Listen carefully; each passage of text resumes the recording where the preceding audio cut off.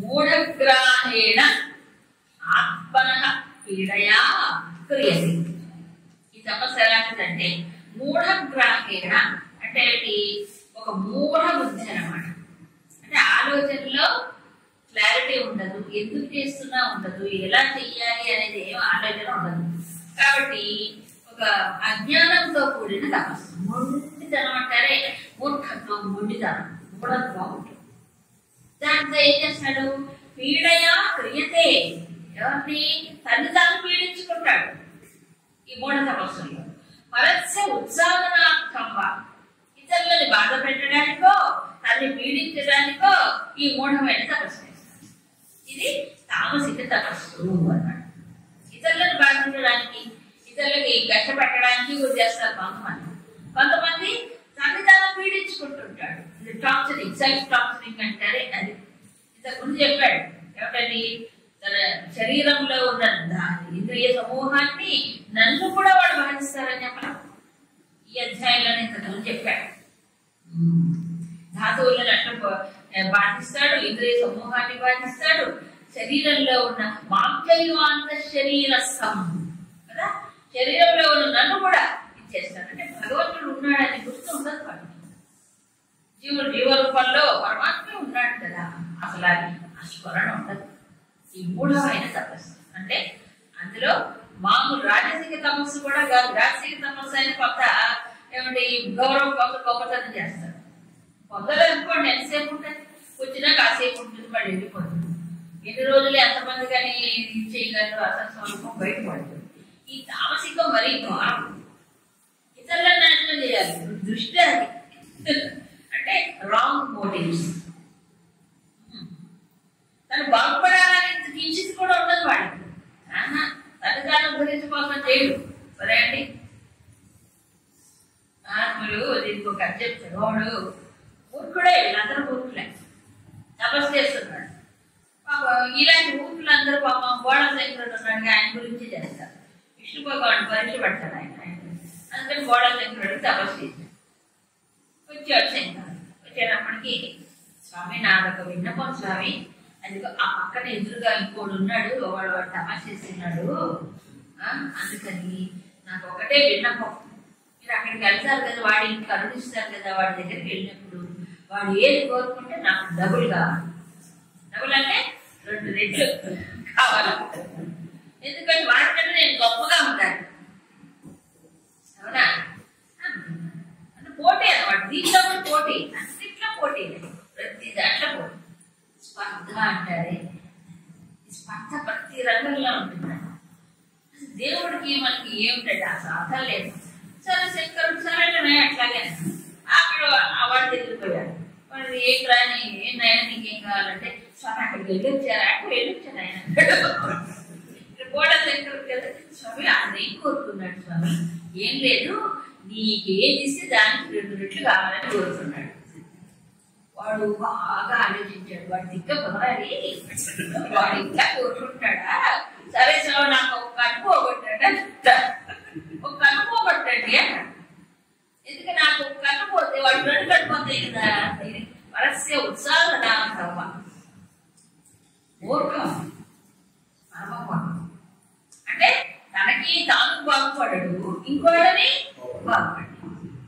ఇది ఏమంటారు, ఇది అంత మూఢత్వం కదా. అట్లాంటి వాడు ఉంటారు. ఈ హిట్ లిస్ట్ అంతా అట్లాంటి వాడి. అంటే తాను చావనైనా చావనైనా చస్తాడు, అవతల వాడిని చంపాలి, అది టార్గెట్.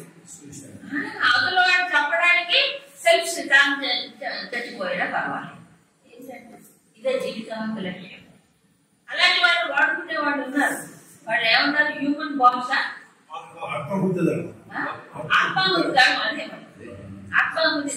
అభివృద్ధి చేసుకోవడం, వాడు చంపాల్సింది. ఇది నా లక్ష్యం, నేను తెచ్చిన కాదు. సో లక్ష్యం అంటే చావడం, చంపడమే. బతకడం, జీవించడం, ఉన్నత స్థితి పొందడం లేదు. తను తాను బాధ పెట్టుకుంటాడు. ఏది శరీరాన్ని కానీ అన్నింటినీ బాధ. మూఢగ్రాహ్యణ, దీనికి ఒక విధి విధానం, పద్ధతి, లక్ష్యం ఏముండదు. ఇది ఇకపోతే దానం. దానం కూడా 3 విధాలుగా ఉంటుంది.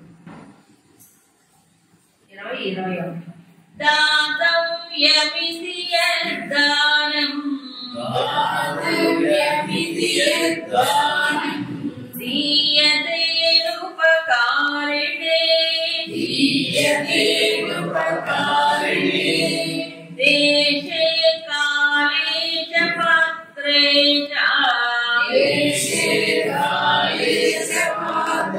చ తద్దానం సాత్వికం స్మృతం యత్తు ప్రత్యుపకారార్థం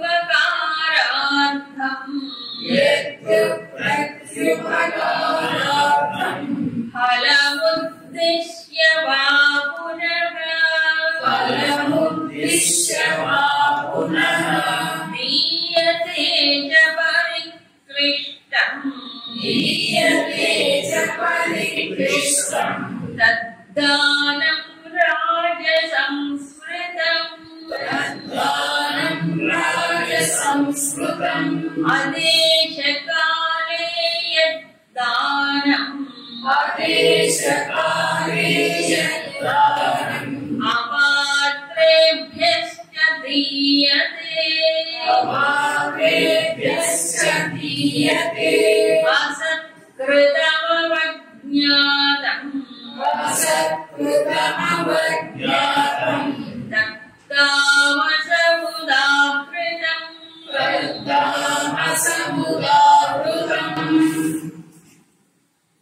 ఈ సాత్వికం యజ్ఞం కానీ దానం కానీ తపస్సుల్లో అన్నిటికీ రెండు ఇంపార్టెంట్ ఇచ్చారు, ముఖ్య విషయాలు. యష్టవ్యం అంటే యజ్ఞం చెయ్యవలం కాబట్టి చేయాలి. దాతవ్యం ఇది ఇక్కడ దాతవ్యం అంటే దానం చెయ్యాలి కాబట్టి చేయడం. అదొక మానవుడి యొక్క జీవితంలో భాగం దానం. తర్వాత అనుపకారణే దీయతే అంటే అనుపకారణే ఇతరులు తాను ఏమి ఉపకారం వాళ్ళు తనకి ఏమి ఉపకారం చెయ్యకపోయినా వాళ్ళకు దానం చేయాలి. ఇక దేశే కాలేజ పాత్రేత సరియైన ప్రదేశంలో సరియైన పాత్రుడైన వాడికి సరియైన సమయంలో దానం చేస్తే అది సాత్విక దానం. దేశకాల పాత్రం ఎరిగి అంటారే అలా చేస్తే సాత్వికం. అనుపకారుడే వాడి వల్ల నాకేం లాభం వస్తుంది అనుకుంటే మళ్ళీ అది సాత్వికం కాదు. దాతవి ఎందుకు దానం చేయాలి అంటే అది ఒక జీవితంలో ఒక భాగం, అదొక నిష్ఠ. ఇది యజ్ఞం యష్టవ్యం లాగా ఇది. ఇక రెండవది ఎత్తు ప్రత్యుపకారం, దీనికి ఆపోజిట్. అంటే ప్రత్యుపకారం పొందాలని దృష్టితో దానం చేయడం. నేను ఇది చేస్తే మళ్ళీ నాకు వాడి వల్ల ఉపకారం జరుగుతుంది అని దానికోసం జీవితం. ఫలం ఉద్దిశ్య వాపున ఒకవేళ ఇతరులు వాళ్ళ వల్ల ఉపకారం కోరుకోపోయినా నాకు ఈ దానం చేస్తే స్వర్గంలో సీటు, లేకపోతే ఈ దానం చేస్తే ఇంత పుణ్యం, ఈ దానం చేస్తే ఇంత లాభాలని చెప్తుంటారు కదా పురాణంలో. ఎన్నో ఉన్నాయి అలాంటివి చెప్పి. సో దానికోసం అవన్నీ విని ఆకర్షింపబడి ఓహో ఇది చేస్తే అంత వస్తుందా అని 99% అలాగే ఉంటారు. ఓకే అలా ఏ రకం చేయని అని ఈ పురాణాలు చెప్తుంటే అసలు అంటూ దానం చేస్తున్నాడు కదా అన్నట్టుగా ప్రోత్సహిస్తారు. ఎందుకు ఫలం కోసమైనా చేస్తారు కదా అని. తర్వాత దీయతే దాన్ని ఇవ్వబడింది. ఎలాగూ పరిక్లిష్టం. పరిక్లిష్టం అంటే మూడవది ఇష్టం లేకుండా అయిష్టంగా చేయడం. అంటే ఇష్టంగా ప్రేమతో భగవత్ సమర్పణ భావంతో చేయడం కాదు, ఇక్కడ ఇష్టం లేకుండానే చేయడం. అది రాజసం అన్నాడు. ఇక తామసం ఏమిటి? అదేశకాలే అంటే ఇందాక దేశే కాలేజ పాత్రేజ అన్నాడు సాత్విక. ఇప్పుడు అదేశకాలే అంటే ఏదే చేయకూడని ప్రదేశంలో దానం చేయటం, చేయకూడని సమయంలో దానం చేయటం. తర్వాత అపాత్రేభ్యష్ట పాత్రుడు కాని వారికి దానం చేయటం. అసత్కృతం అవజ్ఞాతం అంటే వాడి మీద గౌరవం లేకుండా, వాడి మీద ఒక ఆదరణ లేకుండా, సానుభూతి లేకుండా వాడు ఇన్సల్ట్ చేసుకుంటూ అవమానపరుస్తూ చేయటం. ఇది తామసిక దానం. దానంలో కూడా చాలా ఏదైనా సాత్వికం అవ్వాలంటే ఒకటి అది కర్తవ్య దృష్టితో చేయటం. చూడండి పుష్కరాలు వస్తాయి, నది ఏమిటంటారు నది పుణ్యక్షేత్రాలు ఉన్నాయి, పుణ్యక్షేత్రం దర్శనం, అలాగే వివాహం, శుభకార్యాలు. మన పెద్దలు శుభకార్యాలు అన్నింటిలో దానం పెట్టారండి. ప్రతి శుభకార్యంలో దానం అనేది ప్రక్రియ ఉంది. వివాహానికి ముందైతే ఎక్కువ ఉంది. ఇప్పుడు వివాహానికి ముందు సంగీతం ఏ ఫంక్షన్లో, హల్దీ ఫంక్షన్, మెహందీ ఫంక్షన్, ఏదో నాన్న చెత్త కదా, ఇవన్నీ పోయినాయి. దాన్ని తీసుకురావడం, ఏంటో సాడీ పాపం అన్ని అడుగు అట్టిపోయి ఎక్కడున్నాయి అసలు ఎవరికి తెలియదు. ఇవి వచ్చాయి. దానం చేసి పుణ్యకరం చేసి దంపతులకి పెళ్ళి అయ్యేవాడికి బాగుంటుంది. కానీ మంగళ ఆశీర్వాదాలు ఏమి, మంగళత్వం ఏది అక్కడ అంతా అశ్లీలం, అమంగళమే. ఇక కుటుంబాలు ఏం బాగుంటాయి, సంసారాలు ఏం బాగుంటాయి చెప్పండి. చేసే ప్రక్రియ అసహ్యంగా ఉంటాయి, అమంగళం అయితే ఏముంటుంది ఇంకా. కాబట్టి పెళ్లిళ్ళల్లో ఉపనయనం చేసేటప్పుడు ఏ శుభకార్యం చేయాలంటే దానం, దానం, దానం. ఎవరికి? దీనులకి దానం, యోగ్యులకి దానం. యోగ్యులకి దీనులకి ఇద్దరికి ఇవ్వాలి. యోగ్యులకి ఇస్తే మన మనసు శుద్ధం అవుతుంది, ఉన్నతము. దీనులకి ఇస్తే మనసు కాస్త వాళ్ళకి మేలు జరుగుతుంది, వాళ్ళకి వాళ్ళు చక్కగా ఆశీర్వదిస్తారు, మేలు జరిగింది. అవునా? ఇప్పుడు దాతవ్యం, దానం అనేది ఒక మానవ జీవితంలో ఒక భాగం. నిజంగా ఆలోచిస్తే ఒక మహాత్ముడు చెప్పారు, దానం అంటే మరి ఎవరికి ఏం గొప్పగా చేయడం కాదు, నేను దానం చేస్తాను అది కాదు. మరి మనం రుణాన్ని తీర్చుకుంటున్నాం. నేను ఎవరికి రుణపడ్డాను? అప్పులు లేవండి. అప్పులు అంటే ఇతరులు తీసుకున్న అప్పు కాదు. మరేమిటది? మనం పుట్టుకతోనే సమాజానికి రుణపడి ఉన్నాం కదా, ఆ రుణం తీర్చుకోవడమే. సమాజానికి, ప్రకృతికి రుణపడి ఉన్నాం. తర్వాత మనకి సంస్కృతి ఇచ్చినటువంటి ఋషులకు రుణపడి, అవునా కదా? కాబట్టి భూతములకు రుణపడి ఉన్నాం, సృష్టికి రుణపడి ఉన్నాం, ఋషులకు రుణపడి ఉన్నాం, అవునా? కాబట్టి ఆ శుభకార్యాల్లో ఆకారం వచ్చి యోగ్యులైన వారికి దీనులకు చేయడం వల్ల మేలు జరుగుతుందని దానం అనేది పెట్టారు. ప్రతి కర్మలో, శుభకర్మలో దానం పెట్టారు. చచ్చిపోయిన దానాలు, చచ్చిపోయిన ఇంకా ఎక్కువ దానాలు, వాళ్ళకి పుణ్యం రావాలని చెప్పి, లేకపోతే సోమవాసం లాక్కుంటాడు. వాడు చచ్చిపోయే ముందు అన్ని టైం చేసుకొని, లేదా చావగొట్టి రాయించుకొని. ఇప్పుడు ఎక్కువ చావగొట్టి రాయించుకుంటారు రాత్రులని. చచ్చిన తర్వాత వాళ్ళు ఏం చేస్తారు? దేవుడికి తెలియాలి, అవునా? అలాగే అయిపోయింది. దాతన్యం, దానం అనేది మనిషికి ఏం లేదు. ఇప్పుడు నిజానికి మనిషికి ఎంత అనుభవిస్తే మాత్రము తృప్తి ఉంటుందా? ఇంద్రియాలకి తృప్తి లేదు. పెద్దలు చెప్తారు, ఇప్పుడు తాను తిన్నది తనకే, తాను పెట్టింది భవిష్యత్తు వచ్చేది ఎలాగో వస్తుంది. ఇప్పుడు తిండి ఇప్పుడే అయిపోతుంది. అంటే తనకి ఇచ్చింది తనది కాదట, తను ఇతరులకు ఇచ్చిందే తనదంట. ఏం లేదు, బ్యాంకులో వేసుకుంటే ఎలా నిల్వ ఉంటుందో, ఈ దానం చేసేవాడికి ఏమవుతుంది? దానివల్ల ఆ పుణ్యకర్మ వల్ల అతని భవిష్యత్తులో మేలు జరుగుతుందని చెప్తారు. అందుకు అది ఇతరులకు చేయడం కాదు, పరమాత్మకే సమర్పణ చేశాడు అనుకోండి, అప్పుడు అక్షయం. ధర్మరాజుకి నిజంగా ఆయన ఏం నష్టపోలేదండి. మనం అనుకుంటాం ఆయన శిరచించుడు, రాజ్యం కోల్పోయాడు, విగ్గారైపోయాడు, అడవుల్లో తిరిగాడు, అక్షయ పాత్ర రక్షించిందండి. ఇచ్చాడా భగవంతుడు? ఆయన బాధ కలిగిందట. అయ్యో, ఆయన మహారాజుకు బతికాడు, పాపం బతికాడు. కాబట్టి ఎప్పుడు బ్రాహ్మణులకి భోజనాలు ఇవ్వడం, దానం చేయడం, అలా ఆయనకి సహజంగా అలవాటు. అట్లాంటి వాడు, అయ్యో నేను అడవులకు వెళ్ళిపోతున్నాను, ఇప్పుడు ఆ బ్రాహ్మణులందరూ ఆయన వెంటేస్తారు రామాయణంలో లాగానే. నేను ధర్మరాజు వెంట వెళ్ళిపోతే ఈ రాజ్యంలో మేము ఉండమని చాలా మంది బ్రాహ్మణులంతా కదిలిపోతున్నారు ఆయనతో పాటు. ఆయన బాధేస్తుంది, అయ్యో నాలో ఇంతమంది బ్రాహ్మణులు నా వెంట వస్తున్నారే, వారు నేను భోజనం పెట్టే స్థితిలో లేదు కదా, రాజ్యం కోల్పోయాను ఎలాగా అని బాధపడతాను. బాధపడి సూర్యుడికి ఒక స్థుతి చేస్తూ ఉంటాం. సూర్యుడు కరుణించి అక్షయ పద్ధతి ఇస్తాడు. అక్షయంగా అడవులో కూడా అన్నదానం జరిగిపోయింది చక్కగా. మరి ఎవరైనా చేయగలరా? రాజ్యాలు వెళ్ళేవాడు కూడా చేయలేరు. అడవుల్లో కూర్చొని ఆయన రాజ్యాలు లేకుండా చేశాడు, అవునా?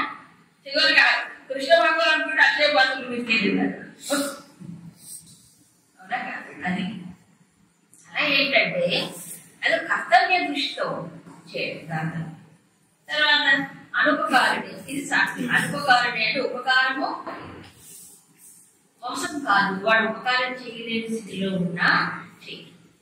ఉపకారం కోరుకొని చేస్తే ఏమవుతుంది? అది మళ్ళీ ఈవెంటే అది వీళ్ళు చేస్తారు. ఎవరు? రాజసిక ప్రత్యుపకారార్థం వీడు మనకి పనికి వస్తాయి లేదు, వీడి వల్ల మనకి ఏదో లాభం ఉందిలే చేద్దాంలే, ఇప్పుడు మళ్ళీ రేపు అవసరం ఉంటే మనం అడగచ్చు కదా, అట్లా అన్నట్టుగా ఉంటారు. తర్వాత ఫలముద్దిశ్య, వీడు ఇవ్వలేకపోతుందేమో ఈ దానం చేసి చెప్పాడు కదా పురాణ ఇతిహాసంలో చెప్తాడు, నువ్వు ఇక్కడ ఈ క్షేత్రంలో ఈ దానం చేస్తే నీకు తప్పకుండా స్వర్గలోకంలో అది లభిస్తుంది, ఇక్కడ ఈ బ్రాహ్మణికి ఇది చేస్తే నీకు అక్కడ దానిలో ఇంకేదో వస్తుంది అని రిజర్వేషన్లు అయిపోతాయి అక్కడ. ఫలముద్దిశ్య ఫలం కదా. ఈ రోజు ఈ తిథిలో ఈ నక్షత్రంలో ఈ పుష్కరంలో లేకపోతేనేమో ఈ క్షేత్రంలో ఇది చేస్తే ఎక్కువ పుణ్యం వస్తుంది. ఇవన్నీ ఉన్నాయి లేకపోతే. అంటే ఎందుకంటే అలా చెప్తారు అంటే కొంతమందికి దానికోసమైనా ఏది అదేదో గొప్ప ఫలితాన్ని ఎక్కడో పొందాలనేటువంటి దృష్టితో అయినా దానం చేయడానికి ప్రోత్సాహకరంగా.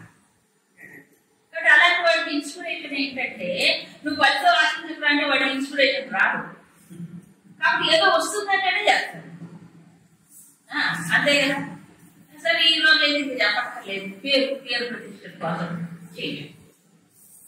తర్వాత పరిక్లిష్టం. పరిక్లిష్టం అంటే ఇష్టం లేకపోయినా చేస్తుంటారు, తృప్తిగా సంతోషంగా ఇవ్వటం కాదు. ఇక మూడవది ఘోరమైన చారిటీ. ఏమిటది? అదేశకాలే దానం, అపాత్ర దానం. అంటే ఎవరు చేయకుండా వాడికి, ఎవరు వ్యసనపరుడికి, తాగుబోతు వాడికి, లేకపోతేనేమో ఇంకా ఇంకేవో రకరకాలు ఉంటారు కదండి. ఇప్పుడు వినాయక చవితి బృందాలు వస్తాయి చూడండి, కుర్రాళ్ళందరూ బయలుదేరి వస్తారు, వాళ్ళని చూసి భయం వేస్తుంది అసలు. అవునా? ఏం చేస్తారండి ఆ ఫండ్స్ అన్ని వాళ్ళు చేసుకున్న బొమ్మ పెట్టి, రామ్ బొమ్మ పెట్టి ఏం చేస్తారు? తరుణాలు, డ్యాన్సులు ఇది చెప్పాలా, అవన్నీ చెప్పాలి. దానికి ఎందుకు ఇవ్వాలండి పెద్దలు? ఎందుకు ఇవ్వాలి? అపాత్ర దానం కదా, వేస్ట్ కదా. ఏమో ఇవ్వకపోతే వాళ్ళ వీధిలో పోలేమండి మనం. అవునా? కాబట్టి అపాత్రలకి దానం చేయకూడదండి. బట్ వాడు పాటు చేస్తున్నారు, పాటు చేస్తున్నారు అంటే ఎందుకు దానం చేయడం? వాడు జగపతి చేస్తున్నారని తెలుసు కదా, వాడు దుర్వినియోగం చేస్తున్నారని తెలుసు కదా, బొమ్మ పెట్టుకొని ఎన్ని పిచ్చి పనులు చేస్తున్నారు దేవుడు బొమ్మ పెట్టి. ఏం చేయకుండా అది చేస్తున్నారు. దానివల్ల ఏమవుతుంది తెలుసా అండి? అలాంటి అపాత్రలకు ఇస్తే వాడు చేసిన పాపంలో ఇక్కడికి కూడా సగం వస్తుంది. పుణ్యం రాకపోగా పాపం వస్తుంది. దేశకాల పాత్ర పెరిగి చెయ్యాలి. అది సద్వినియోగం అవుతేనే. నిజంగా వాడు ఆపదలో ఉన్నాడు, పాపం కష్టంలో ఉన్నాడు, చెయ్యొచ్చు. ఆ సమయం దాటిపోకుండానే చెయ్యాలి. దేశకాలం ఎక్కడ? ఆ ప్రదేశం, ఆ కాలం, ఆ మనిషికి ఇది కాదు ఆపోజిట్ తామసిక దానం.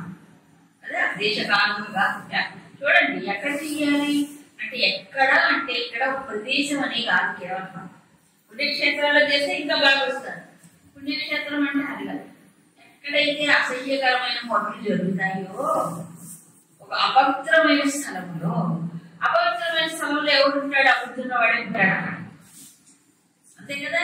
అప్పుడు అలాంటి అల్పబుద్ధి ఉన్నవాడే ఉంటాడు. వాడికి ఇచ్చాడు అనుకోండి, వెంటనే వాడి దృష్టి వెళ్ళిపోతుంది, అటే పోతుంది. అంతేగాని మంచి పని చేయాలనిపించదు. అప్పటికప్పుడు వాడికి చేతిలో పడితే వాడు దోసు పడాల్సిందే. వాడు మంచి పని చేస్తాడని నమ్మకం లేదు. అలాంటి వాడికి ఎందుకు ఇవ్వాలి?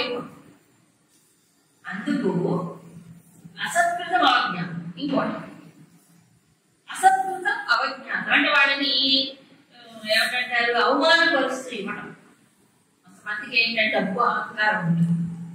ఎవరు మంచి వాళ్ళు వచ్చినా సరే పాప కష్టాలు తీసుకో అంటే ఇన్సల్టింగ్.